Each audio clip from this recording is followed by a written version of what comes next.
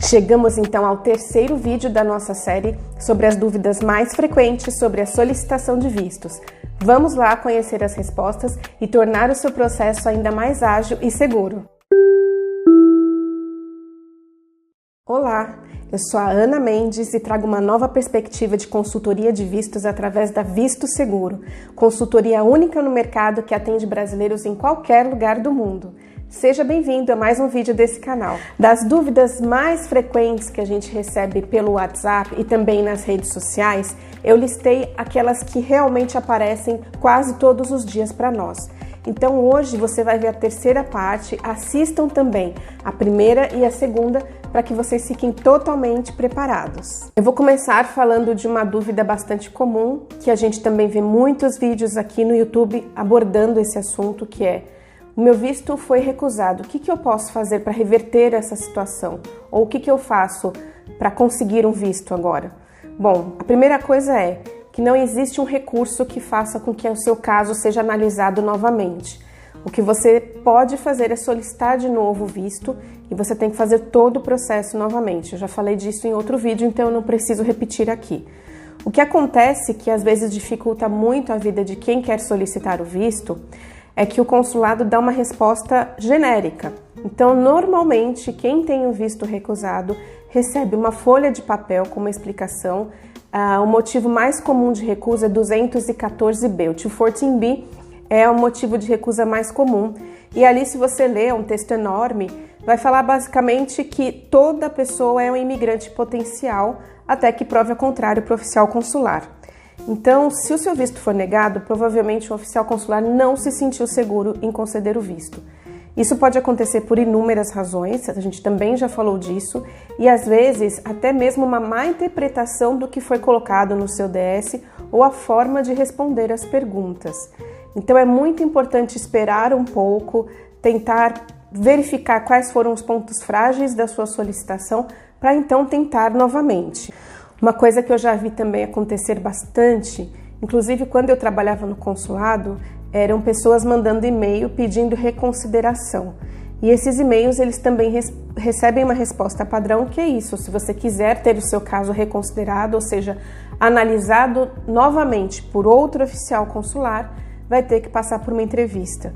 E as pessoas às vezes também colocam reclamações no Reclame Aqui: o oficial nem olhou para os meus documentos, me fez 3 perguntas e recusou. Infelizmente isso não vai dar nenhum resultado também, porque o consulado do governo americano não é uma empresa, eles não estão ali prestando um serviço, eles estão ali fazendo o controle das suas fronteiras. Então, gostemos ou não, os Estados Unidos têm todo o direito de conceder o visto para aqueles que eles acham que vão fazer bom uso dos seus vistos e não vão ser uma ameaça para a segurança do país. Então é muito importante que nessas situações a gente tenha uma direção clara do que pode ser feito e evidentemente trazer um bom resultado, ou do que não vai gerar efeito algum. Seguimos então para outra pergunta que aparece bastante para nós: como posso comprovar vínculo com meu país de residência?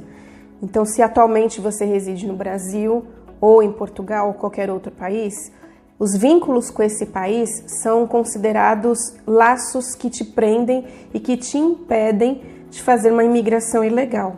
Por exemplo, se você já trabalha há muito tempo num determinado lugar, já tem uma carreira, é concursado, ou mesmo se você está estudando, concluindo o seu curso superior ou fazendo uma extensão, uma pós-graduação, ou se você tem um imóvel no seu nome, se você tem uma vida estabelecida. O que é uma vida estabelecida? É uma história que vai se construindo, que você pode, através do seu DS-160 e através da entrevista, comprovar que você está envolvido com aquelas atividades no seu dia a dia e que não seria interessante para você largar tudo do dia para a noite e fazer esse movimento de uma imigração ilegal. Uma pergunta interessante que surgiu para nós e que eu particularmente não vejo muito material a respeito disso é sobre os vistos com entrada limitada. Então, já aconteceu de pessoas terem os seus vistos limitados para 3 meses de validade e apenas uma entrada. Por que isso acontece? Porque o oficial consular, ele acredita que você pode futuramente ser uma pessoa que tem vínculos suficientes e que vai fazer bom uso do seu visto. Ele acredita no seu potencial. Então ele te dá um visto com entrada limitada e com validade limitada para meio que testar se você realmente vai fazer bom uso desse visto que foi concedido agora. Então você chega na sua entrevista e fala, olha, eu vou para uma viagem para Disney, vou com uma excursão ou vou com a minha família e eu gostaria muito de ir, a minha história é essa, e o oficial consular fica inclinado a conceder o visto, mas ele ainda acha que algumas coisas precisam ser fortalecidas. Então o que ele faz? Ele dá um visto limitado apostando que você vai fazer bom uso. Então isso acontece, às vezes as pessoas ficam um pouco preocupadas porque elas não entendem bem o que isso significa. Poxa, mas eu paguei e outra pessoa recebeu um visto de 10 anos com múltiplas entradas. Sim, isso pode acontecer. Realmente fica a critério do oficial consular conceder o visto para quantas entradas e por quanto tempo ele julgar necessário. Então, se você recebeu um visto limitado para apenas uma entrada, não fique triste, faça realmente bom uso desse visto e depois você pode solicitar o seu visto e você vai ter um ótimo argumento. Olha, eu recebi um visto limitado, fui, fiquei o tempo determinado e voltei. Eu mereço um visto mais longo agora, tá bom? Então não se preocupe com isso. No seu visto vai haver uma anotação, provavelmente, porque o oficial de imigração no porto de entrada vai compreender por que aquele visto foi dado de maneira limitada. Isso não é uma coisa ruim. Falando ainda de validade dos vistos, para brasileiros a validade é diferente, por exemplo, se você utilizar um outro passaporte.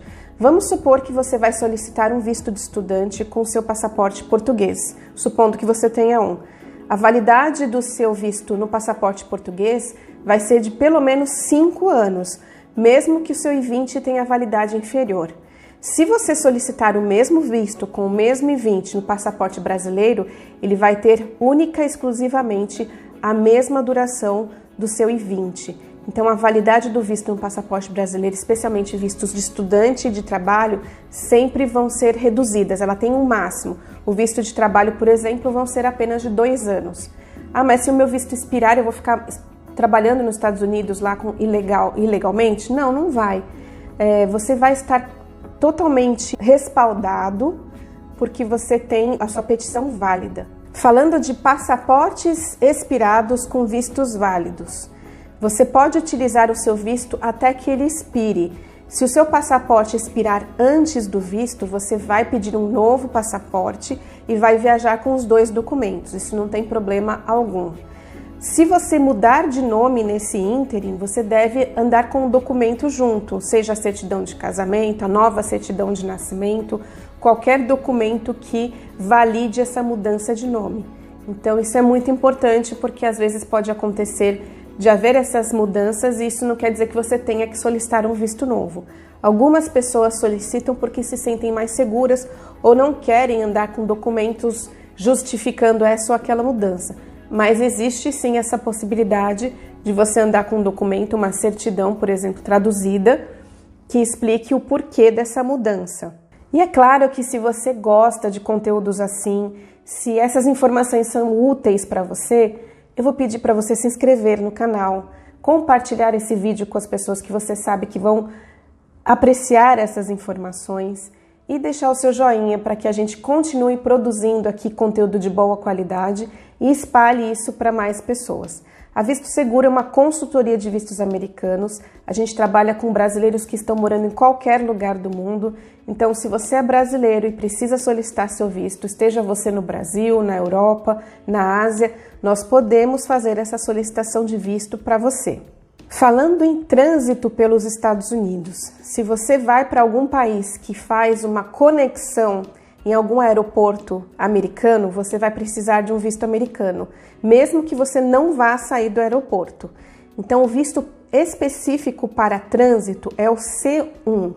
Se você já tiver um visto americano B1, B2, você não vai precisar solicitar o C1.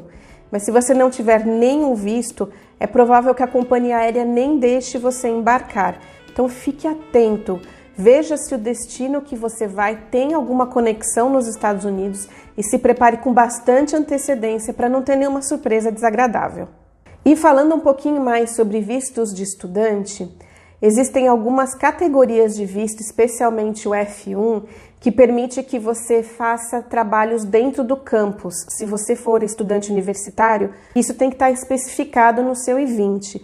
Então, veja que existem muitas nuances em cada um dos vistos, muitas especificações. E se você não se sente seguro de solicitar o seu visto sozinho, justamente por conta de tantas informações que estão atreladas a cada um deles, entre em contato com a Visto Seguro, nós vamos atendê-lo e orientá-lo e fazer o seu processo de solicitação para que você passe por isso de maneira tranquila. A gente precisa ver qual é o tipo de visto que você vai solicitar, quais são as exigências da universidade, se você realmente está qualificado para fazer esse OPT, que é esse trabalho junto com os seus estudos, que ele tem uma especificação para alguns tipos de cursos que você faz, enfim, existem N variáveis. Então, se você quer uma orientação mais específica sobre o seu tipo de visto e o que você pode ou não pode fazer, entre em contato com a Visto Seguro, nós estamos prontos para orientá-lo. Chegamos ao final de mais um vídeo, muito obrigada por ter chegado até aqui. Se você tem alguma dúvida que gostaria que fosse respondida aqui por nós, deixa aqui embaixo nos comentários, curta esse vídeo, porque a gente pode trazer informações que podem ser decisivas na concessão do seu visto. Nos vemos no próximo vídeo. Até mais!